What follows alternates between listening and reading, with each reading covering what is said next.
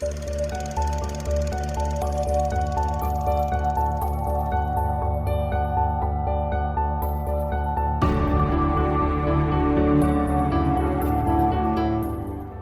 I'm Sophie, and I haven't seen a lot of films. Hi, I'm Paul, and I'm here to help with that. And we are SP, Film Viewers.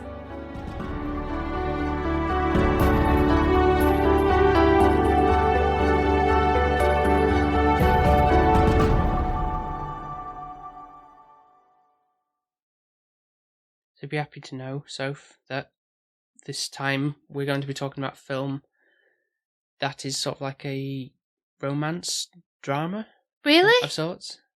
Don't get my hopes up.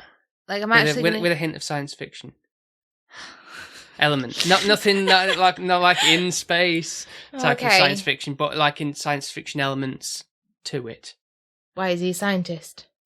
No. Oh. It'll make more sense when we get to the film. But it's got Jim Carrey Okay, I'm listening. in one of his most serious roles. Huh. I feel like you're giving me and then taking away. What is going like on? You're making me go on a roller coaster. And Kate Winslet. I like Kate Winslet. I should hope that you would probably like this one then. Well, we thought that about what we've just previously reviewed with Brad Pitt and Sandra Bullock, but Well, no, you thought that. Yeah. Hmm. And the film is called Eternal Sunshine of the Spotless Mind. That's not. Do you have the front? Do you have the cover? I'll get it right now. I've always wanted to see this Oh, one. really? I keep going to Oh, it. that's good. Then I didn't know that was Kate Winslet though, with the blue hair. Blue does not suit you. Well, she changes colour, a bit like Ramona Flowers. She's even got Mary Jane from Spider-Man. Yeah, that's right. Yeah. Hey. Okay. Picking up. Yeah. So I've got this. It's one of those annoying things because, like, I think it's still available on Netflix and stuff. But when I know the 4K was out, but it's only in the States, so I had to import it, and like one of the best viewing experience for you, especially you've not seen it before. Oh, is that the reason? Really? Let's be honest. And it's a really good film anyway, so it's like something I want to have. Yeah, that's more it. Like, come on, let's be honest with his listeners now. Don't be like, oh, I'm doing you a favour. But you're so lucky to sometimes like you see these things for the first time and you're seen in the best quality possible. So lucky to have you, Paul. Yeah. I'll say that. Yeah.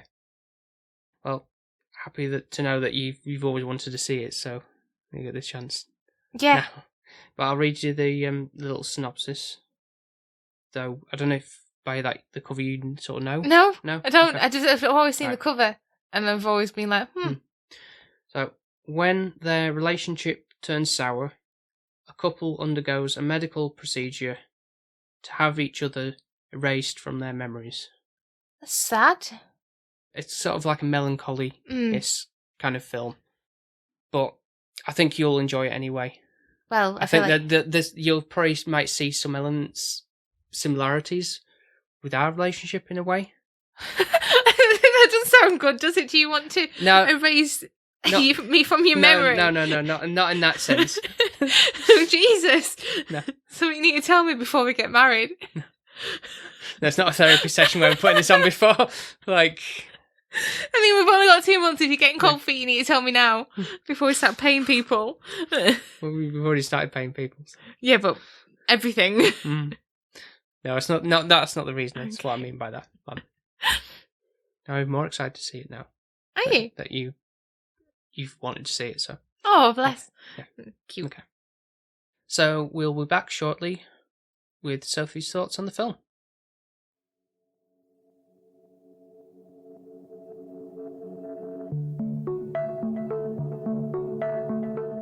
You know, Valentine's Day's 3 goddamn days away. I want it resolved. I'm willing to be the one to resolve it. So I call her, and she's changed her number. So I walked over to Antic Attic, to get her something. I thought, I'd go over to work, give her an early Valentine, and you won't believe it. She's there with this guy. this really young guy, and she looks at me like she doesn't even know who I am.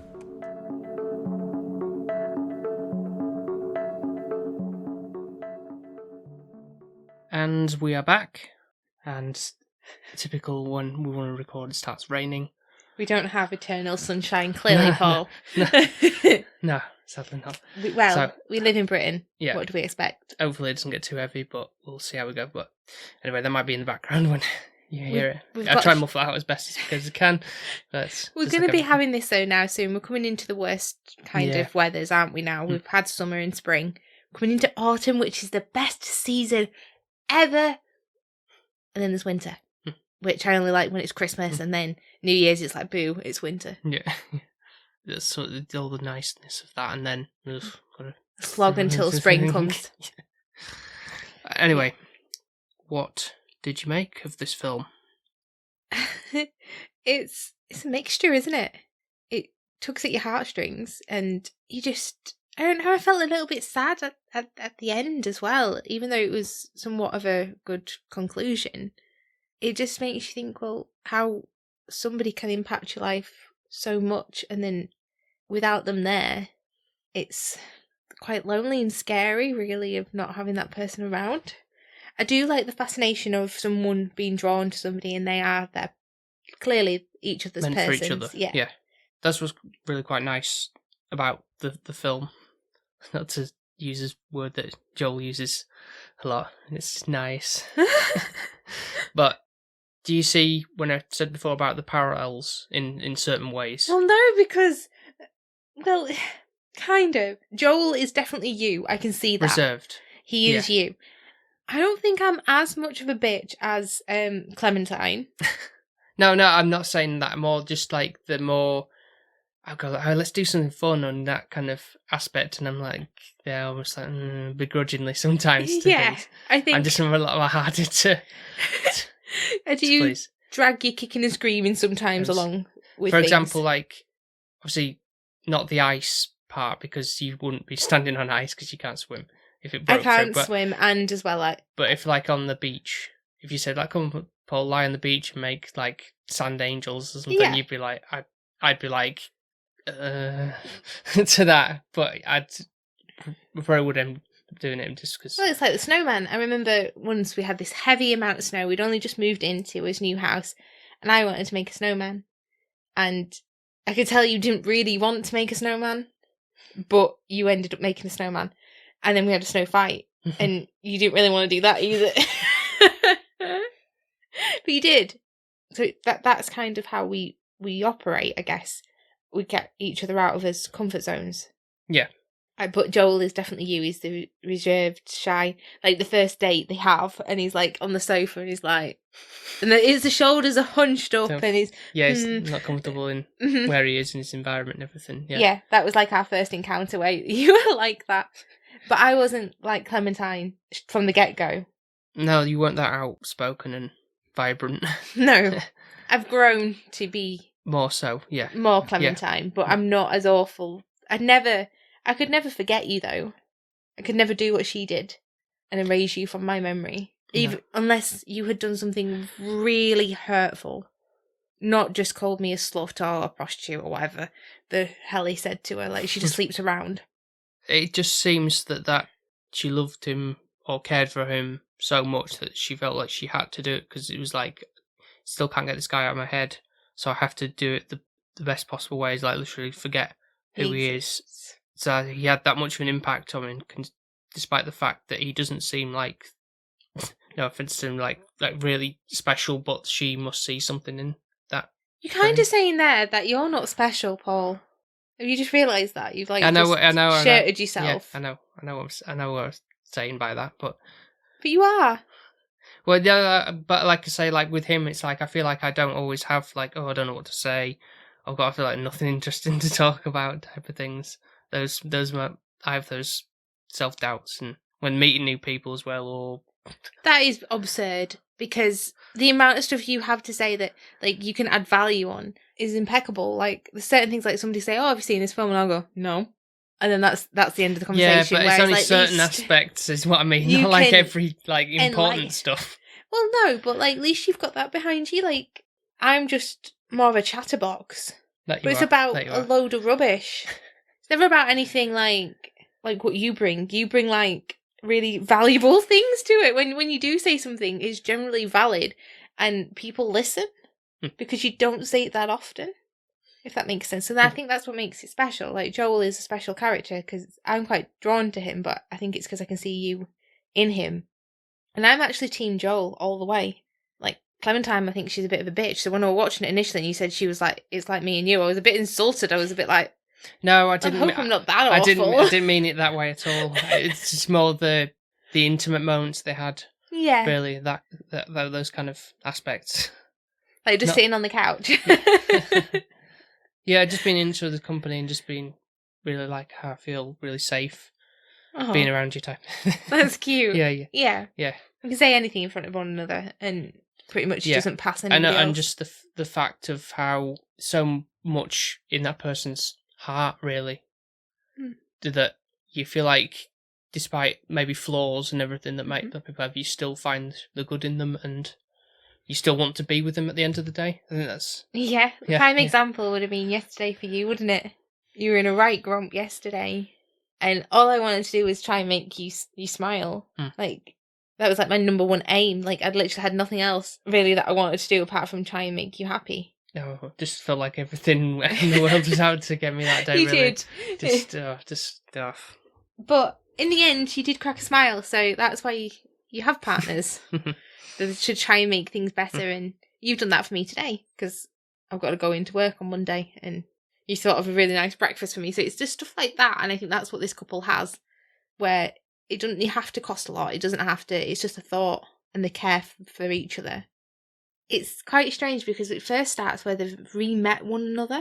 But you don't know that No. at that point. But it comes back later, and it's almost like, all right, that's where that comes in for the timeline and stuff, because it might seem a bit odd, because like it's one of those films where the credits don't immediately start straight away. But I do think it's quite clever, and it wasn't until I kind of realised that they went back to the beach that she was kind of going back to where she'd kind of first met him in the first place.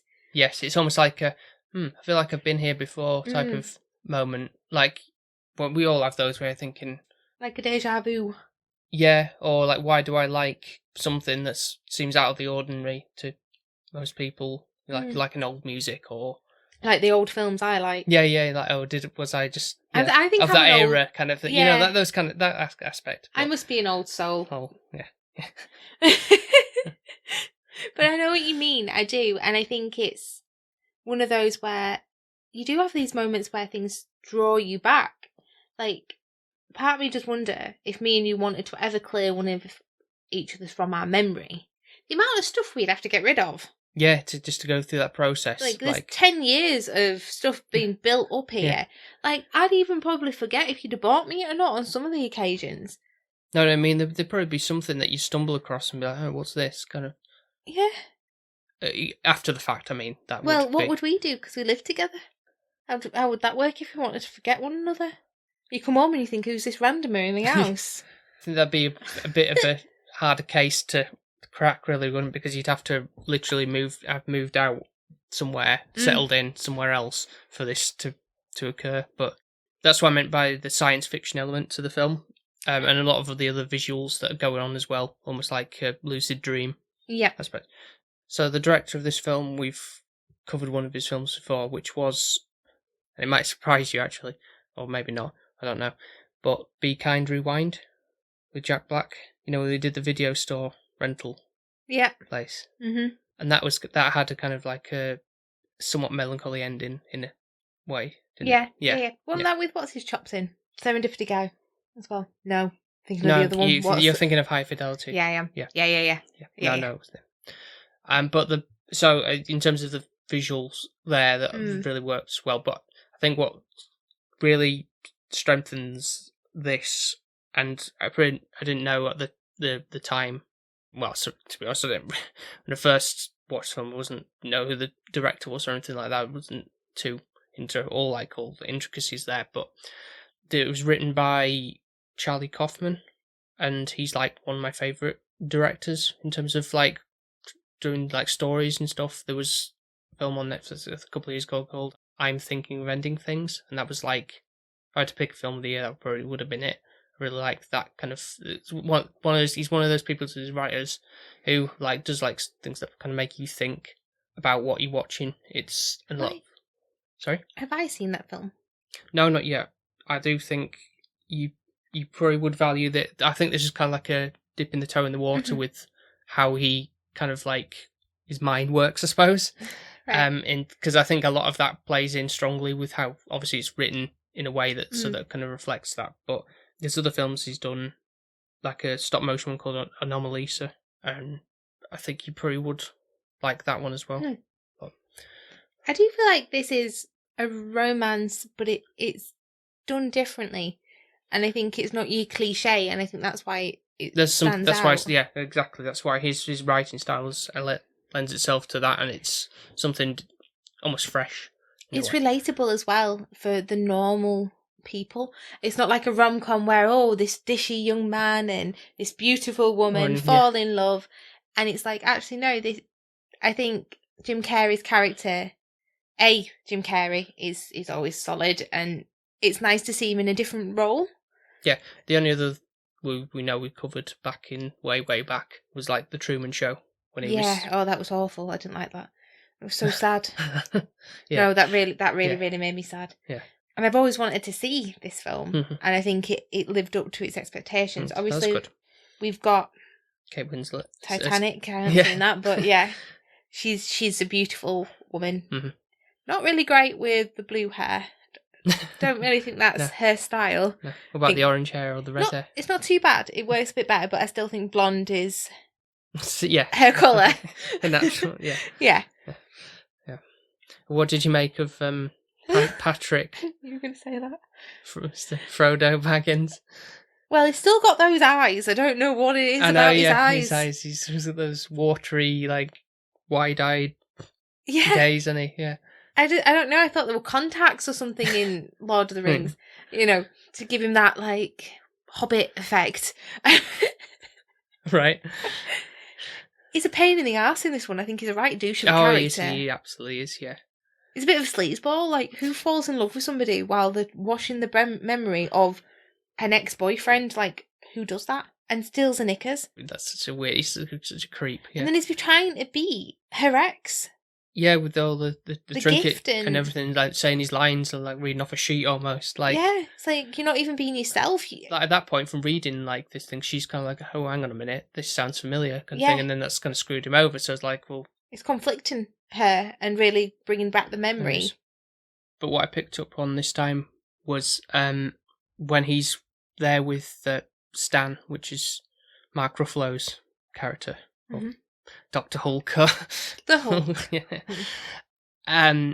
He's there with him and he's like looking around Joel's apartment. He's like, oh, he's a bit of a slob, isn't he? Like, and like picking faults at like everything he's got in his apartment. Like, oh, what are you doing there?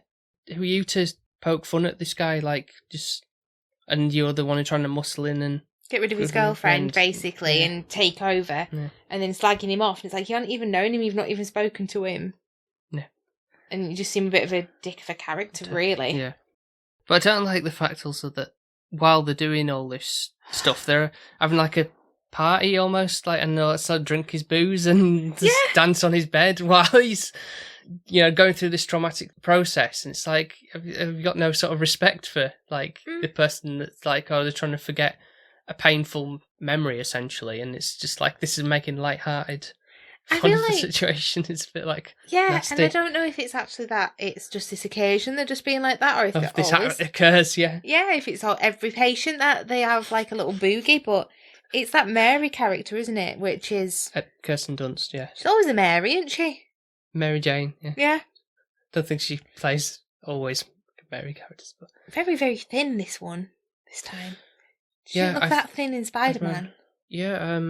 I think it was, I believe the film was early 2000s as well, so it may be in between the two.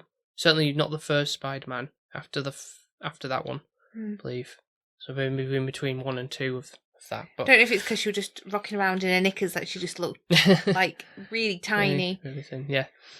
And you kind of have to feel for her as a character. Because she seems to be the first one that they did this experiment on, really.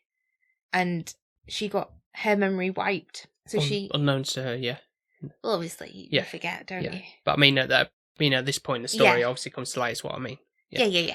And she kind of was seeming to get along with Stan. And obviously, they were drinking and all of that. And then obviously, it comes to light that she's always had a thing for the main doctor. Yeah, Howard. Yeah. Howard, who's a lot older. And it seems to be she's always had a crush on him. Mm-hmm. And it wasn't really going anywhere, and she just always fancied him. Yeah, something about, again, like, this connection here, but I don't know why. Yeah. Drawn to that. It seems to be that there was an affair or something already had happened, because obviously he's married, and he kind of led her on, and then they were like, oh no, it's for the best, we should forget it and wipe your memory. I have a question, though. The wife, if she knew that, why I wouldn't stick around. Does seem rather odd that unless she thinks she can stand by him and just like, I'll let you off this time. No, I'm sorry. But... Paul, if you ever cheat on me, then that's like, get out of the door. But it's not, you can't do like, it's this memory wiping is just to forget a person. It's not to like, let his wife forget that this instance ever happened. Exactly. But like, it can't be, that would be good, because then that's like, about time. Yeah, just go back in time and just relive something and go do it for the better, or say a different line, or you knew that happened, so you like, I'll go a different direction or whatever. Yeah. I think this is the part where when he's actually getting Clem wiped from his memory and he realises it's happening. That's the hardest part of the film, and it's kind of like, it's like, it says like, just let me keep this one memory, please, or like, I don't want to do this anymore, and it's like, I want to get out. I have a question. Mm-hmm. So if you were going to wipe me from your memory, what one memory would you want to keep? That's a bit of a hard question to say. Answer on the spot, to be honest. Come on. I mean, I don't know. There'd probably be lots of instances, but there'd be one. There'd be listeners, does this mean we should be getting married if you can't even think of one single? I take you've got one in mind then. Well, part of me thinks yes, and the other part of me thinks, well, maybe not, because would I want to remember it if I'm not with you? Okay, but that's not what I asked. I asked, do you have one memory that you'd want to keep? Yeah, but it depends on what happened to the reason why I'd want to wipe your memory. Would I still want to keep that memory? But yes, I do have one. Okay. Would you like to know what it is? If you wanted to divulge that information, yeah. Well, I think it's already divulged. Everybody's seen the moment anyways. Are you talking about the proposal? Yeah. Yeah. But there's I'd want a video of you fumbling with your piece of paper, reading it to me. Yeah, it wasn't from that perspective, was it? No. Well, it would be something along those lines anyway. Well, hopefully it would be the saying the vows. Yeah. As long as I don't mess it up. If you do, it's fine. It wouldn't be you if you didn't. Do you know, there's one line as well that she says, which, it is so me. You don't tell me anything. How many times do I say to you, Paul, tell me what's on your mind? Thinking, what you're thinking. Yeah. And then you go, so that's another thing can relate to with us, yeah. I think Jim Carrey's character says, you talk just for the sake of talking. I was like, ouch, that's me. But the difference with Clem is she takes it personal and thinks that Joel doesn't trust her because he's not opening up in her sense, because he's not telling her everything. Like, literally, Paul gets an earful of my entire day and my emotions. Like, he gets it all. He knows everything. And sometimes if Paul's in a bad mood, I have to pry it out of you to what is wrong. You're more an open book, like Clem says herself. Mm-hmm. And yeah, I'm more of an enigma, really. You are. But to be fair, that's what kind of appealed to me initially. But I didn't think 10 years on I'd still not know. Keeping it fresh. Is that what it is? Always something to learn, maybe, I don't know. Yeah, you are still. There's so many other. There's parts of these boxes of you that I've unlocked, but I've still got a long way to go. But I guess it keeps you on your toes. It keeps that intrigue. Mm-hmm. I hope that you're not bored of me because I tell you everything. No, absolutely not. No. It's like doing this as well, like that, because that's like opening doors on like what your thoughts on certain films are, or it can be music or things like that. Yeah, I'm not bored. Don't worry. Okay, that's all right then. Because you keep me on my toes. Like when we're going through these lucid dream sequences, anyway, back to like the visual style of the film.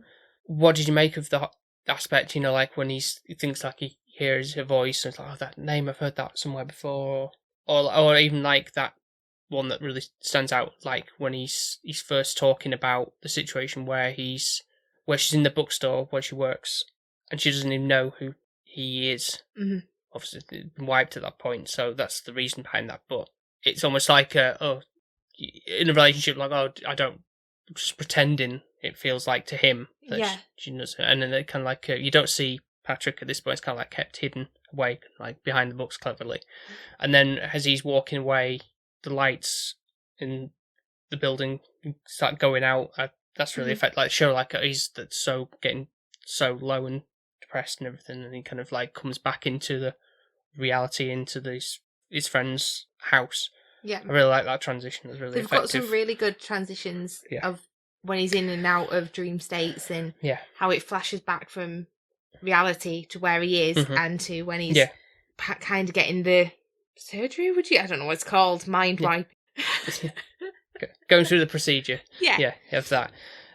And like, like we might have in dreams where someone has just appeared, even though like conversation you had earlier that day or something, or like, why is the two of you, or there's those kind of dreams where it doesn't make a lot of sense, but it's all just accumulated from stuff that's happened throughout the day, and it's just preying on your mind in the background. Yeah, it's like when he's running away with Clem and trying to bring him into different scenarios. I quite like that aspect. So you like from his like early childhood. Yeah, there's that forced perspective for the table as well as kind of effect when he's in his little PJs, and it works so well. And then for the fact that she's like meant to be his mum's friend, and she's dressed up in like, who am I kind of thing in this situation. And it just works so well, and there's a bit of comedy there, but at the same time there's this, it's like a really charming comedy. Like there's another bit where he's as a young boy,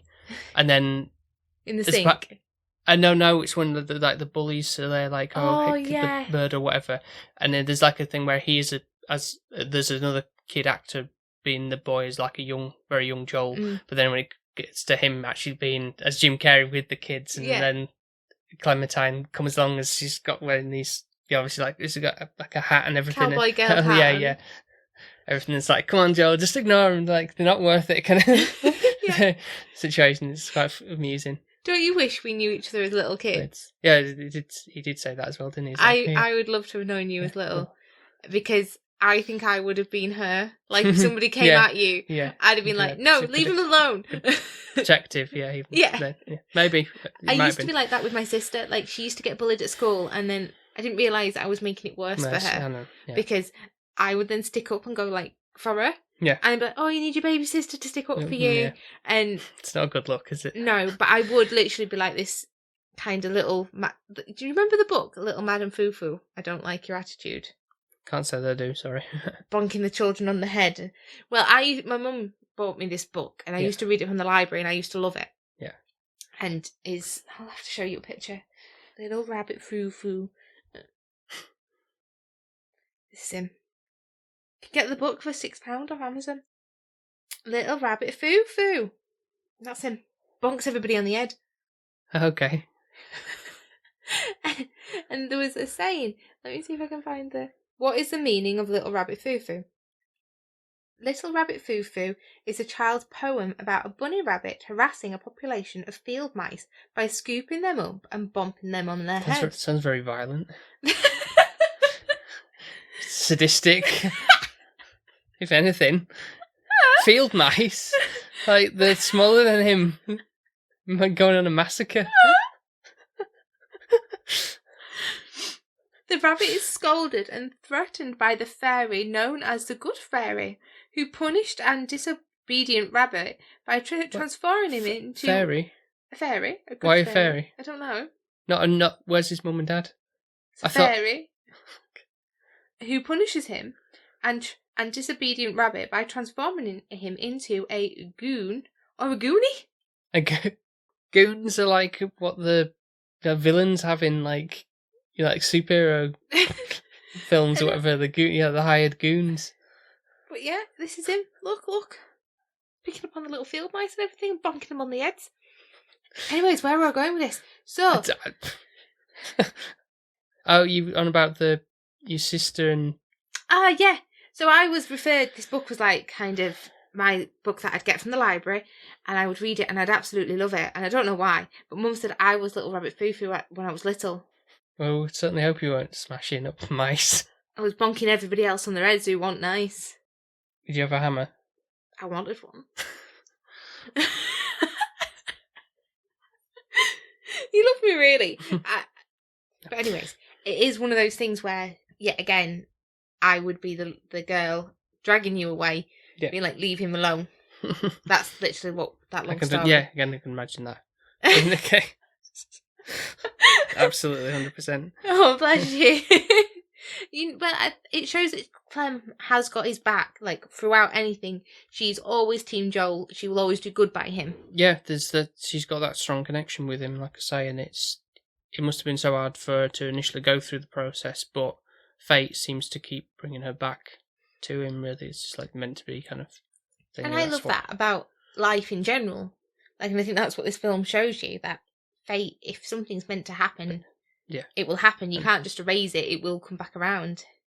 Like the fact that when Mary kind of learns about the situation with the past, that she'd already had a memory wiped, that she took it upon herself pretty much to take all the files from Lacuna, which is the place that she worked at, and interestingly enough, that means like a gap. Meaning that, like obviously getting rid of something that from your memory in this instance. So it's kind of clever in that as well. But even through, like taking the files and then distributing them everywhere to like, right, hey, here's some information you need to know about the situation. You've had this information on a tape to wipe the memory and everything to do that. So it seems like fate that was obviously, again, and probably for a lot of people that she sent those things out to kind of fix the problem that had occurred.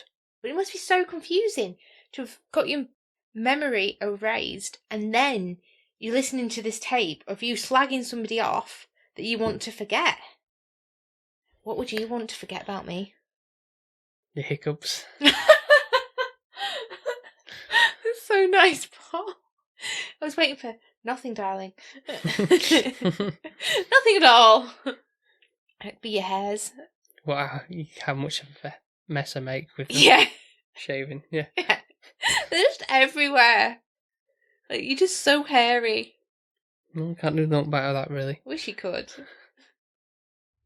There's a moment in the film that saw this time around, and it kind of, again, it's adds into the sadness of the situation, where Joel is kind of like awake with his eyes open, almost, in this in-between state of was trying to erase the memories, but he's trying to fight and keep them and everything. And he's kind of got like tears in his eyes.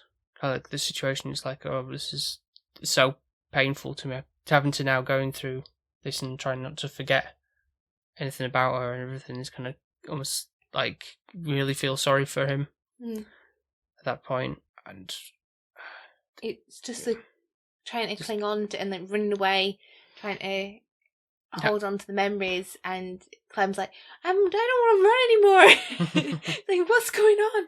She's like, and kind of then he's creating new memories with her while in that state. At the same time, yeah. Even obviously the hiding in humiliation situations, these wanking over to the cartoon animals in the magazine or whatever. Yeah. And she's like, oh, really? Kind of thing. It's like, well, you told me to do it, and it's like one of those moments, and then his mum walks in, and like, it's like one of those moments. So, but it happens, and it's teenage years, and I think that shows how the bond of their relationship is so strong. Like, they can go through anything. Again, with the visuals, that's keeping an interesting way of going about that. Really, to like, just go to the past, and like in these scenarios, even with visuals, like in obviously on the beach, and it's like snowy and everything, and they go to that house, and it's like, oh, can you let me in, or whatever, or we stay this time type of thing, and that kind of that really got to me. Yeah. And it's all that kind of crumbling down, almost like the relationship is crumbling down. There was a bit earlier on when a car just like falls from the sky, and it's like, oh, it's falling apart here, kind of thing. Like, and I think it's like why did you not stay? Why didn't you? And it's always those things where you always regret kind of the things you didn't do, never the things that you do. Yeah. More so than not. Mm-hmm. And it's like, I remember the first time we met, I wanted to like hug you. I don't know if we did hug properly or if we... I think I gave you a hug. Yeah. Yeah. And I was like, I'm not sure if he likes me and anything like that. And it's like, well, maybe we could have made more of an effort of making each other feel like we did like one another, if that makes sense. No, I get what you mean, yeah. Like, we were sat at two opposite sides of the sofa. Like, literally, you'd have thought COVID would have applied. That's like how far away we were from one another. I know. It's very strange to think on how we were then, but both as bad as each other, I guess. Really were. I think we were a match made in heaven just for how awkward we both were. What do you think? Yeah, absolutely. But there you go. That's all that distance, and then we've now gotten closer and closer. Yeah. Yeah. I wouldn't have anyone else, anyways. Neither would I. It's good then, because we're getting married. But I really enjoyed this film, and I can kind of see where you're coming from. Apart from she's, Yeah, that's not what I was picking up on. It was more the nicer relationship stuff. I really enjoyed it. I really did. And by the way, I think you would be a good mother anyway. Rather than him going thank you. it's a lot of responsibilities and stuff, and you're so like flaky or whatever, and she had to go. I'm not that flaky, am I? Really? That's the issue. You'd be a lovely dad, I think. I think what values ours would have is, I think I'd be more the morals, the rights and the wrongs. I'm very much driven by that and how you treat somebody. Mm-hmm. I'm not saying you're not, but I think you've got such a collective taste in films and music that you'd be able to bring that. And obviously, if his child doesn't love Pokemon, I think Paul will be absolutely devastated. Like a dad that really wants a child to get into football, which you weren't. And however your dad might feel about that, obviously Joe... I don't think he's, devastated, Joe stepped to be up honest. to the mark with that one. But I think... No, but you can't just... You can't force... Just like you can't force somebody to love you, you can't force them to like what their own person. But it's from a young age, you can easily manipulate them. You're the puppet master, yeah. That's true. True, but we'll have to see on that, won't we? If you give him a Pikachu teddy from the get-go. Yeah. Okay, we'll go to scoring then. It's me, isn't it? Yep. It is a really, really lovely film. Some areas it's a bit intense and it's dark, and it kind of reminds me a little bit of Skeleton Twins in that sense, where you do love watching it, but it's darker than actually your normal rom-com kind of vibes, and it does give you... That's, like I say, I think Charlie Kaufman's writing on that is purposely done that way because of, like in his other films, he's more like that. He's not all the super gushy aspect to it. It is more real life and realistic in that sense, despite obviously this being about dream sequences, but it's dreams can be wild and wonderful in their own right. So to do with ordinary people, though. Yeah, real relationships, in a sense, and more the rawness of a relationship. Yeah, I think it's really cleverly filmed. It's clever with the dream states and going in and out of it, and how it begins where they're starting their relationship again, even though they've had this past already. It is one where it takes you on an emotional roller coaster where you want to cry when he's getting so upset that he doesn't actually want to forget her. And then this lovely little cherished moments where it kind of makes it all lighthearted. I don't think I can give it bang out of 10. And I don't know what that little bit is that would make it a 10 either. Okay. I don't know what that is that I need. I think if she wasn't... There's two maybe... I'd probably blame Patrick. I understand that, yeah, but he doesn't get the girl anyway, so I guess it's okay, but... Maybe like Mary and Bruce Banner dancing on the bed. But everything with Jim Carrey and Kate Winslet is golden. So I think for me, it will be a 9.5. I'll take that. Okay. Yeah. Yeah. And to be honest, I was hoping for a 10. Oh, I'm sorry. Because that's what I'm going to give it. Are you? Okay. Yeah. But it's close. That's close enough. Yeah, I can understand why you maybe let those characters being a little off-putting, but I think that makes part of the package really, because it is kind of think of like, well, why is they behaving that way? Mm-hmm. Particularly, like say, like dancing on his bed while he's going through all this. Yeah. And I mean, even there's other friends of his like in their house, and there's one of them's like, here's this information. He gives up the information, like where she's gone through the process, because he's trying to be a good friend to him and everything. Obviously, that's where they met anyway, at the like a beach party or something. Yeah. But I think what has strengthened my love for this film, it probably would have been like a 9 last time I saw it, but being more in touch with that kind of more drama based films as I've grown up, and say Charlie Kaufman, getting to know him, how his mind works and how he writes things and his inflections in the films he does and everything. I think that's kind of strengthened that more for me in this experience, rewatching it again.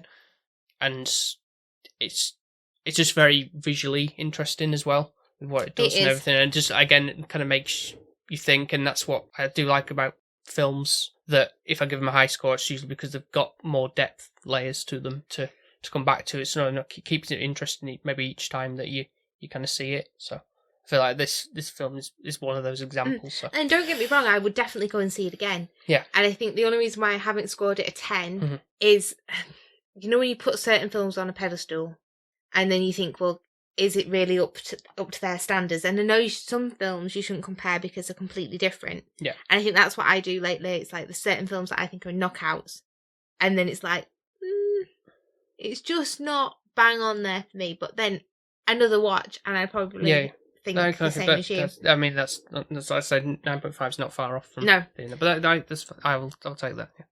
Yeah. Bless you. Yeah. I enjoyed watching it, so thank you. Okay. Right. Yeah, so I'm glad that when you said at the beginning, like before we watched it, it's like, I want to see this for ages. So I was hoping for obviously a high score, and you've kind of given me that. So oh, bless you. that's good. I do really enjoy this still, and I hope that listeners out there still enjoy listening to us ramble on. But even if they don't, I enjoy sitting talking to you for an hour or so.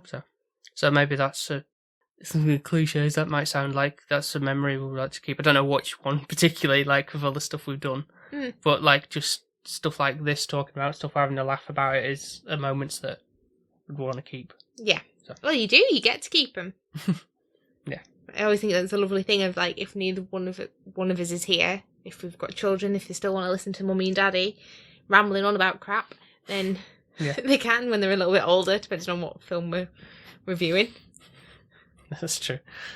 However long we go for, yeah. Yeah. Yep.